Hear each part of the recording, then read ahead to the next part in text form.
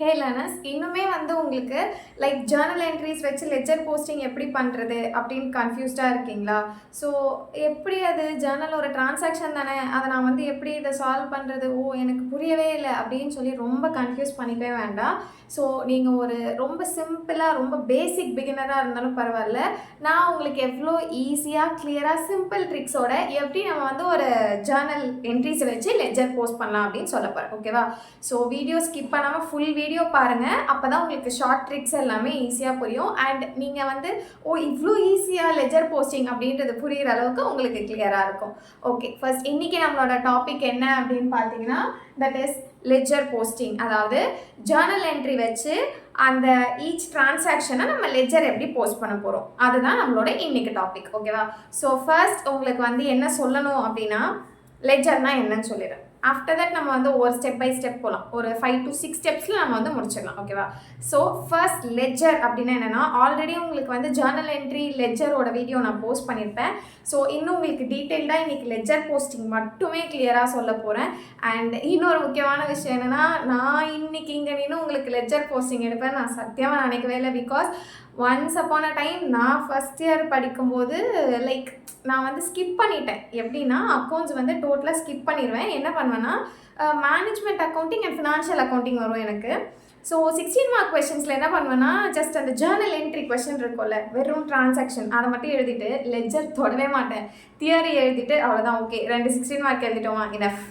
So second year போனதுக்கப்புறம் எனக்கு வேறு ஆப்ஷனே இல்லை. லைக் அட்வான்ஸ் ஃபினான்ஷியல் அக்கௌண்டிங்லாம் எழுதும்போது மை காட், நான் என்ன பண்ணுறது, மெமரைஸ் பண்ணுவேன். உட்காந்து ஈச் எவ்ரி சம்ஸ் ஒரு 20-30 சம்ஸ் இருந்துச்சுன்னா 20-30 சம்ஸையும் மெமரைஸ் பண்ணுவேன். ஸோ எனக்கு இந்த ட்ரிக் அப்போவே தெரிஞ்சிருந்தது அப்படின்னா நான் அவ்வளோ கஷ்டப்பட்டு மெமரைஸ் பண்ணியிருக்க வேண்டாம். ஸோ உங்களுக்கு அந்த காலம் வேண்டாம், நீங்கள் மெமரைஸ் பண்ணவே வேண்டாம்.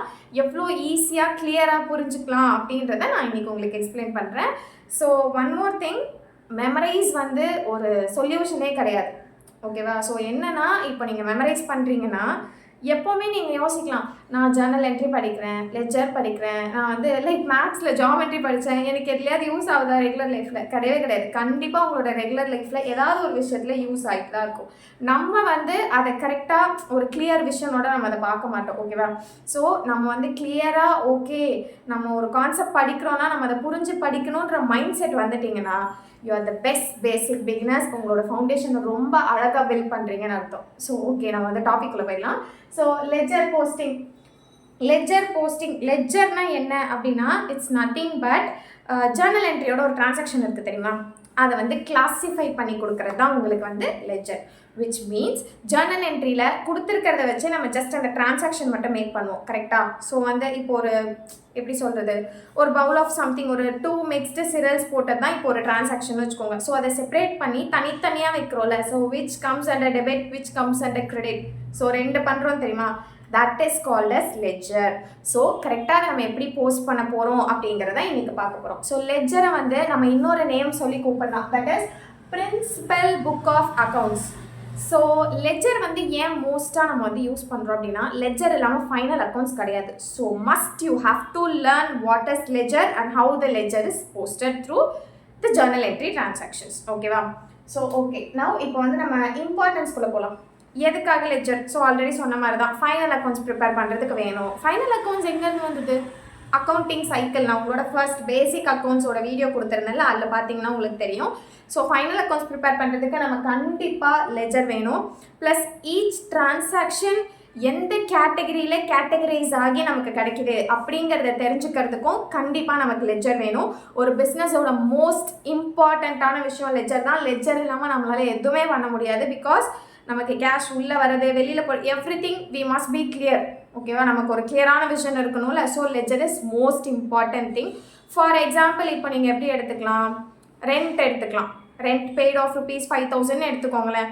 So rent account data to cash account எழுதுறீங்கன்னா, ஸோ இதில் எது டெபிட் போகும், எது கிரெடிட் போகும், ஸோ நீங்கள் அதுக்கு ஜேர்னல் மேக் பண்ணுறீங்கல்ல, அதுதான். இன்னும் கிளியராக உங்களுக்கு சொல்லணும் அப்படின்னா, ஜேர்னல் லைக் உங்களுக்கு எப்படி சொல்லலாம், ஓகே, ஜேர்னல் அப்படின்னா ஒரு ஈவெண்ட்டுன்னு நினச்சிக்கோங்க.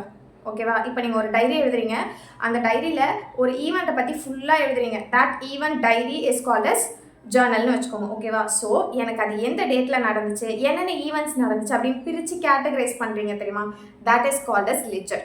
ஸோ ஈஸியாக புரிஞ்சுதா? இந்த எக்ஸாம்பிளை நோட் பண்ணிக்கோங்க, லெட்ஜர் உங்களுக்கு ஈஸியாக புரிஞ்சிடும். தென் வந்து ரூல், கோல்டன் ரூல் தான், ஒன்றுமே கிடையாது, கோல்டன் ரூல் தான். கோல்டன் ரூலில் நமக்கு ரெண்டே விஷயம் தான் பார்த்துருப்போம், டெபிட் கிரெடிட். கரெக்டாக 3 டைப்ஸ் ஆஃப் அக்கௌண்ட்ஸில் டெபிட்டையும் கிரெடிட்டையும் தான் நம்ம பிரித்து பார்க்குறோம்.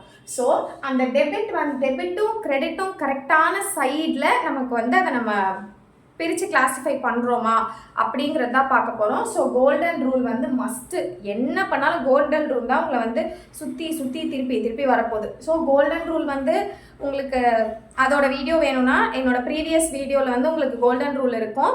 ஸோ நீங்கள் அதில் பார்த்தீங்கன்னா உங்களுக்கு ஈஸியாக தெரியும். லைக் எக்ஸாம்பிள் நான் சொன்னேன்ல, பெய்ட் ரெண்ட் சொன்னேன், இங்கே பெய்ட் சேலரி கொடுத்துருக்கேன், சேம் 5000. ஓகேவா? ஸோ இப்போ பெய்ட் சேலரி 5000ல் ஃபர்ஸ்ட் இதுக்கு நம்ம வந்து ஜேர்னல் எப்படி எழுதுவோம்? Salary account data to cash account, இதுதான் நம்ம எழுதுகிற ஜேர்னல். கரெக்டாக நம்மக்கிட்ட இப்போ ஒரு ஜேர்னல் டிரான்சாக்ஷன் ஒன்று இருக்குது. ஸோ இப்போ இதுக்கு வந்து நம்ம லெட்ஜர் எடுக்கணும் அப்படின்னா என்ன பண்ணுவீங்கன்னா, திஸ் டிரான்சாக்ஷன், இதுக்கு ஒரு லெட்ஜர், இதுக்கு ஒரு லெட்ஜர், ரெண்டுத்துக்கு லெட்ஜர். ஸோ லெட்ஜரை பொறுத்த வரைக்கும் என்னன்னா, each and every transaction must be classified. ஓகேவா? இந்த ஒரு விஷயம் நல்லா புரிஞ்சுக்கோங்க. ஸோ பாருங்கள், நான் சேலரி அக்கௌண்ட்டுக்கும் லெட்ஜர் ஓப்பன் பண்ணியிருக்கேன், கேஷ் அக்கௌண்ட்டுக்கும் லெட்ஜர் ஓப்பன் பண்ணியிருக்கேன். புரியும்னு நினைக்கிறேன். ஓகே, ஸோ இப்போ வந்து டு கேஷ் அக்கௌண்ட், சேலரி வந்து எங்க கேஷ், டு கேஷ். ஓகேவா? கேஷ் மூலியமாக தான் போகும். ஸோ வந்து 5000 கொடுத்துருக்கேன். இங்கே வந்து கேஷ் அக்கௌண்ட்டில் வந்து பை சேலரி அக்கௌண்ட் 5000 கொடுத்துருக்கீங்க. மேம் இது ஏன் இங்கே டூ கேஷ், இது ஏன் இங்கே பை கேஷ் இப்படி போட்டிங்கன்னா எனக்கு எப்படி நீங்கள் வந்து கிரெடிட் டெபிட் தெரியும் அப்படின்னு சொல்லி கேட்கலாம். ஓகேவா? ஸோ வந்து ஈஸியான ட்ரிக் இதுதான்.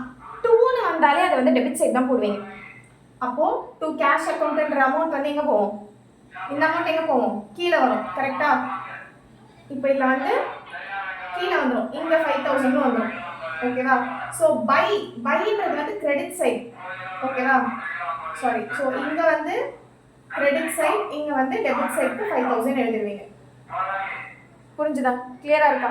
So salary account by salary account to cash account, இந்த ரெண்டு விஷயம் நீங்கள் நல்லா நோட் பண்ணிக்கணும். டூன்னு வந்தால் which goes to debit side and பைன்னு வந்தால் which goes to credit side.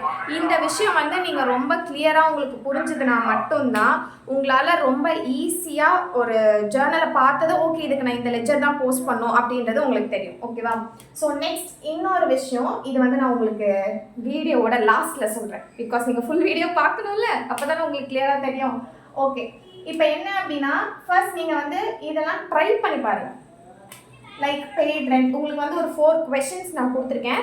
இந்த 4 கொஷின்ஸை நீங்கள் ட்ரை பண்ணி பாருங்கள். ட்ரை பண்ணி பார்த்தீங்கன்னா உங்களுக்கு ஈஸியாக புரியும். ஸோ இதுக்கு முன்னாடி இப்போ இதில் நான் என்ன தெரியுமா மிஸ்டேக் பண்ணுவேன், என்னோட காலேஜ் டைமில் நான் என்ன மிஸ்டேக் பண்ணுவேன்னா, ஆக்சுவலாக வந்து இங்கே பை ஆகிடும், 2 தான் எழுதியிருப்பேன். ஓகேவா?